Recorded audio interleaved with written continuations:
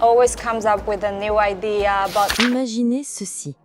Un couloir étroit, le bourdonnement des sèche-cheveux, un claquement de talons qui n'appartient à personne, puis une pause, comme si Vert prenait une inspiration. Elle apparaît. Blesnia Min-Air. Sa peau garde la mémoire d'un soleil atlantique. Son regard tranche dans le vacarme avec la netteté d'une lame neuve. Sa beauté n'est pas un cri, c'est un tempo, une ligne claire qui impose le silence. On l'a dit trop calme pour la frénésie, trop pure pour l'extravagance. Mais chaque fois qu'elle franchit le rideau noir, c'est le monde d'avant qui se rétracte d'un millimètre. Ce n'est pas seulement une silhouette, c'est une contradiction vivante. La douceur qui apprend à régner, la gravité qui refuse le poids. Elle ne cherche pas la lumière la suit. Dans un univers qui recycle les visages à la vitesse d'une story, son nom s'inscrit comme une signature lente. Il y a autour d'elle une discipline, un refus des gesticulations, une exactitude presque sévère qui rend tout le reste soudain décoratif. On devine une enfance de silence, des frontières franchies sans bruit, des chambres d'hôtel où l'on compte ses battements de cœur pour ne pas se perdre. Avant les couvertures, les campagnes, les podiums, il y a cette seconde d'arrêt où l'on comprend que l'élégance peut être une insurrection. C'est là que commence l'histoire. Blesnia Mineur naît en 1998 dans une petite ville de la province de Benguela, en Angola, au cœur d'un pays encore marqué par les cicatrices d'une longue guerre civile. L'enfance qu'elle connaît n'a rien d'un conte de fées. C'est une enfance de contrastes, de lumière éclatante et d'ombres lourdes. Sa famille, modeste, vit au rythme des jours incertains, où l'électricité se coupe sans prévenir, où l'eau potable devient un luxe, où l'on apprend très tôt à transformer le manque en habitude. Dans ce décor, Blesnia grandit avec une conscience précoce de la fragilité et de la force. Son père, employé dans l'administration locale, incarne la rigueur et le devoir. Sa mère, femme de maison discrète mais d'une dignité indéfectible, lui transmet cette fierté d'appartenir à une terre que le monde regarde rarement autrement qu'à travers les clichés de guerre ou de misère. C'est auprès d'elle que Blesnia découvre le pouvoir des gestes simples. Lisser une natte de cheveux avec patience, ajuster un morceau de tissu pour en faire une robe, transformer une cour de sable en terrain de jeu. Ces petits rituels, invisibles aux yeux des autres, deviennent les premiers codes d'une élégance qu'elle n'oubliera jamais. Dans les ruelles de Benguela, Blesnia dépasse une enfant comme les autres, trop silencieuse parfois, trop observatrice. Elle regarde les autres courir sans se mêler aux bousculades. Ses yeux fixent les détails. La couleur des pagnes, le rythme des marchés, la façon dont une femme redresse sa tête sous le poids d'un panier. Déjà, elle enregistre ce que signifie se tenir droite, imposer sa présence sans un mot. Son corps allongé, mince, attire parfois des moqueries. Trop maigre, trop bizarre. Mais derrière ces mots se cache une intuition. Sa différence sera sa signature. À l'école, elle se distingue par son sérieux et sa réserve. Elle n'est pas la plus brillante, mais sa discipline impressionne ses professeurs. Dans une société où l'avenir des filles est souvent tracé par le mariage précoce ou les petits commerces de survie, Blesnia cultive en secret un rêve différent, même si elle ne peut pas encore le nommer. La lecture devient pour elle une échappatoire. Chaque livre trouvé, chaque magazine abîmé, devient une fenêtre ouverte sur un ailleurs où l'on vit autrement, où l'on voyage, où les visages prennent des significations nouvelles. Pourtant, cette enfance est traversée par une tension sourde. L'Angola des années 2000 n'offre que peu de perspectives. Sa famille peine à joindre les deux bouts. Le chômage rôde et les jeunes voient souvent leurs espoirs se briser avant même de naître. Mais chez Blesnia, quelque chose résiste. Sa mère lui répète souvent « Ne laisse personne te dire qui tu es ». Cette phrase, simple mais brûlante, deviendra un mantra secret. Il y a aussi la religion, omniprésente. Les offices dominicaux, la ferveur des chants, la promesse d'un destin meilleur forgent son rapport au monde. La foi n'est pas pour elle une contrainte, mais une force souterraine qui lui rappelle que tout chemin, même le plus improbable, peut s'ouvrir. À l'adolescence, alors que son corps s'étire encore et que ses traits s'affinent, Blesnia se retrouve entre deux mondes, celui de ses camarades qui rêvent d'émigrer vers l'Europe pour fuir la pauvreté, et celui de ses propres intuitions qui la poussent à croire qu'elle peut transformer son étrangeté en force. Ses proches, parfois, s'inquiètent. « Pourquoi marches-tu toujours comme si tu étais observée ?» Mais elle ne répond pas. Parce qu'au fond, elle le sait déjà. Elle est observée, pas encore par le monde, mais par le destin qui s'approche à pas feutrés. Ainsi s'écrit l'enfance de Blesnia Mineur, Une enfance sans paillettes, forgée dans les ombres de l'Angola, mais illuminée par la conviction muette qu'elle n'est pas faite pour disparaître dans l'anonymat. Une enfance de patience et de résistance qui prépare déjà l'instant où, sans prévenir, une porte s'ouvrira sur l'univers brutal et fascinant de la mode. La bascule se produit presque par accident, comme souvent dans les destins qui semblent avoir été écrits en silence depuis longtemps. Blesnia Minher est encore une adolescente lorsqu'une connaissance de sa famille lui suggère de tenter un casting organisé à Luanda. Elle n'a jamais imaginé franchir ce seuil. L'univers de la mode lui paraît lointain, réservé à des jeunes filles issues d'un autre monde, avec d'autres codes et d'autres moyens. Mais poussée par la curiosité, et peut-être par cette petite voix héritée de sa mère, ne laisse personne te dire qui tu es, elle accepte de se présenter. Le jour du casting, elle découvre un chaos organisé. Des dizaines de jeunes filles, apprêtées, maquillées, nerveuses, attendent leur tour dans une salle suffocante. Blesnia, elle, se tient là, vêtue simplement, sans maquillage, les cheveux tirés en arrière. Son allure détonne, presque déplacée dans cette atmosphère où chacune semble vouloir prouver qu'elle existe. Quand vient son tour, elle s'avance d'un pas mesuré, ni trop rapide, ni trop lent. Les juges, d'abord distraits, lèvent soudain les yeux. Quelque chose, dans sa manière de marcher, impose une retenue qui attire l'attention. Pas d'exubérance, pas de sourire forcé. Juste une présence brute, presque austère, qui crée un silence autour d'elle. Elle n'est pas retenue immédiatement et l'expérience aurait pu s'arrêter là. Mais quelques semaines plus tard, un agent étranger présent ce jour-là la contacte. Il voit en elle un diamant brut, une silhouette que l'industrie occidentale pourrait désirer. Les démarches commencent. Phototest, papier, négociations avec la famille. Pour ses parents, l'idée de laisser partir leur fille si jeune, seule, vers un continent lointain, est un choc. Ils craignent le danger, l'exploitation, la perte des valeurs. Mais Blesnia insiste. Elle n'élève pas la voix, ne fait pas de scène. Elle répète simplement qu'elle doit essayer. Son calme, son obstination tranquille finissent par emporter la décision. À 16 ans, elle s'envole pour Lisbonne, première étape vers une vie qu'elle ne peut encore mesurer. Le dépaysement est total.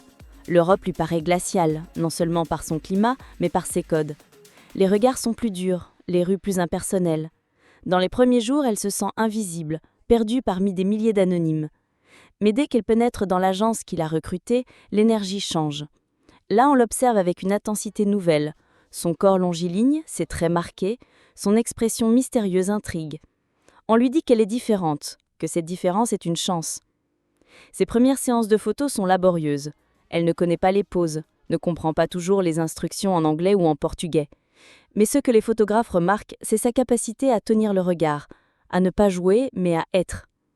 Elle ne cherche pas à séduire l'objectif, elle l'affronte.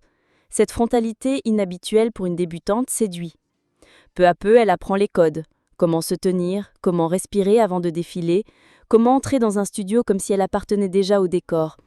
Son premier vrai défilé a lieu à Paris, capitale de cette mode qu'elle a tant de fois imaginée à travers des pages de magazines froissés en Angola. Les coulisses l'intimident. Des mannequins aguerris, des créateurs célèbres, un rythme effréné. Elle sent la panique la gagner. Mais au moment d'entrer sur le podium, une étrange sérénité l'envahit. Le silence intérieur qu'elle a toujours cultivé devient son armure. Elle marche comme elle a marché dans les ruelles poussiéreuses de Benguela, droite, concentrée, indifférente au regard. Le public ne connaît pas son nom, mais note sa présence. Les critiques parlent d'une apparition, d'une intensité rare. Pourtant, rien n'est facile.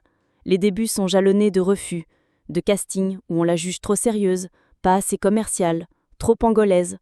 Ces mots la blessent mais ne la brisent pas. Elle se souvient des moqueries de son enfance et s'en sert comme armure. Chaque nom devient une occasion de se renforcer. Elle développe une discipline de fer. Alimentation stricte, entraînement physique, maîtrise de soi. Elle comprend que la mode est une guerre silencieuse, où la constance est plus puissante que le charme éphémère. Les mois passent et peu à peu les portes s'ouvrent. Une couverture de magazine au Portugal, puis une campagne secondaire en Italie. Rien de spectaculaire encore, mais suffisant pour qu'elle se construise une réputation.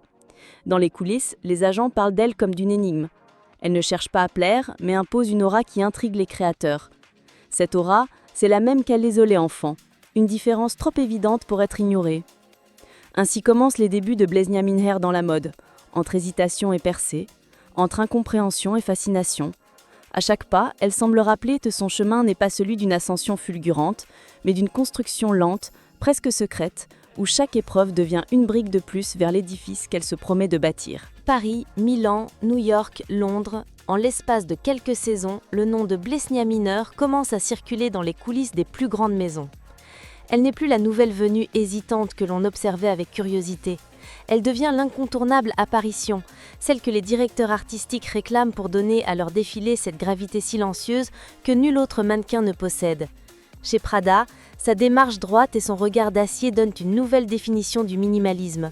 Chez Valentino, vêtue de tulle rouge incandescent, elle transforme le podium en scène d'opéra. Chaque apparition est un manifeste, une déclaration qu'il n'est pas nécessaire de crier pour marquer les esprits. La presse spécialisée commence à lui donner des surnoms.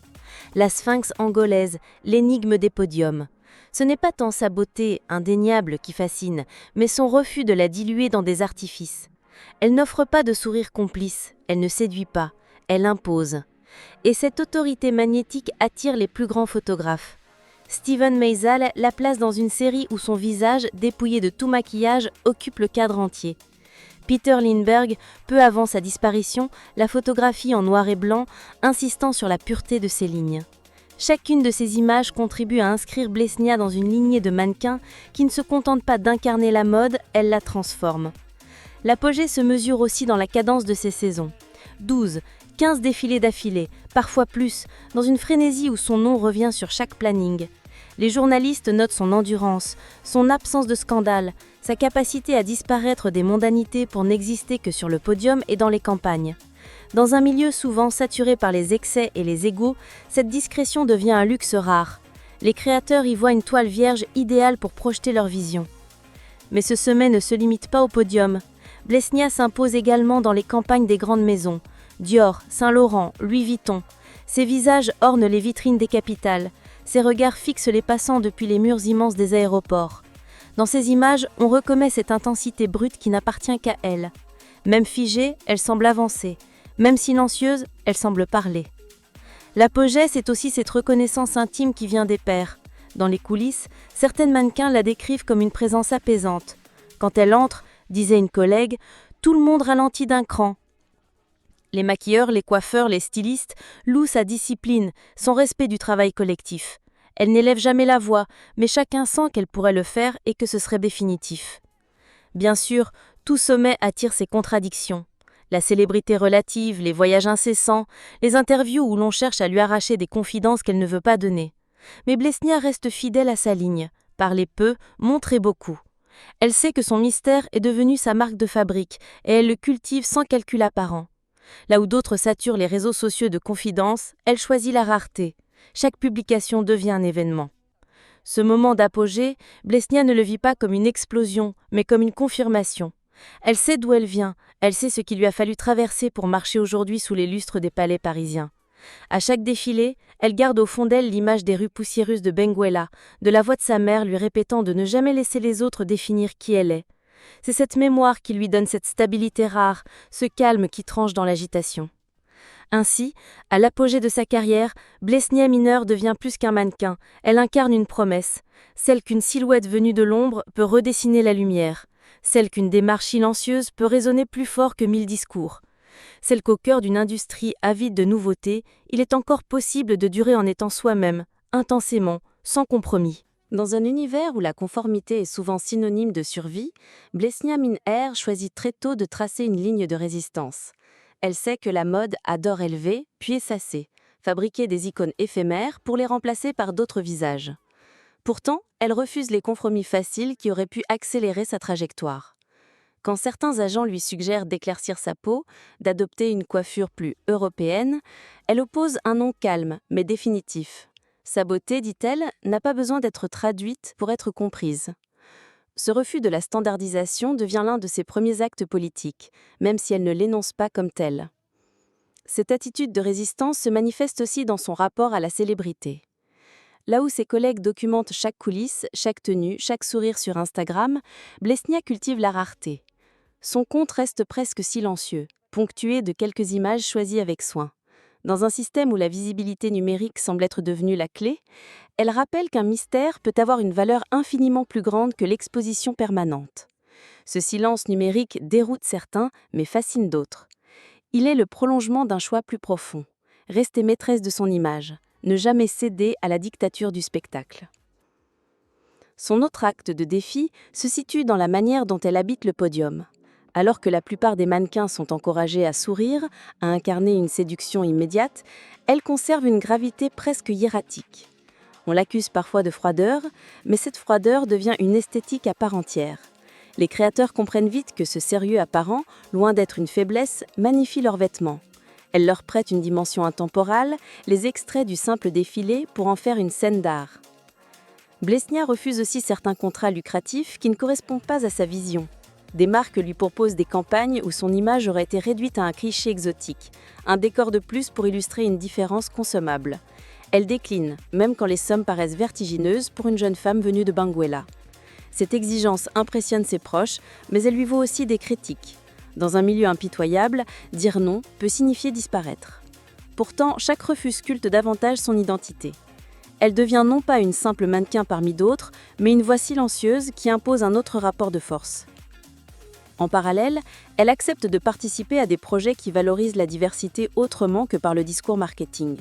Elle prête son visage à des photographes africains émergents, participe à des éditoriaux qui explorent les liens entre identité et modernité.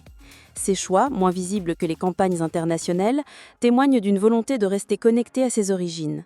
Elle ne veut pas que son parcours devienne un simple récit d'ascension individuelle, elle veut qu'il ouvre des portes pour d'autres jeunes filles venues de contextes similaires. Ce refus constant de se plier aux normes se lie enfin dans sa personnalité hors podium. Là où beaucoup jouent le jeu des soirées mondaines, des tapis rouges et des interviews télévisées, Blesnia préfère disparaître une fois le rideau tombé. Elle retourne à l'anonymat avec une facilité déconcertante. Pas de scandale, pas de faux pas soigneusement médiatisés.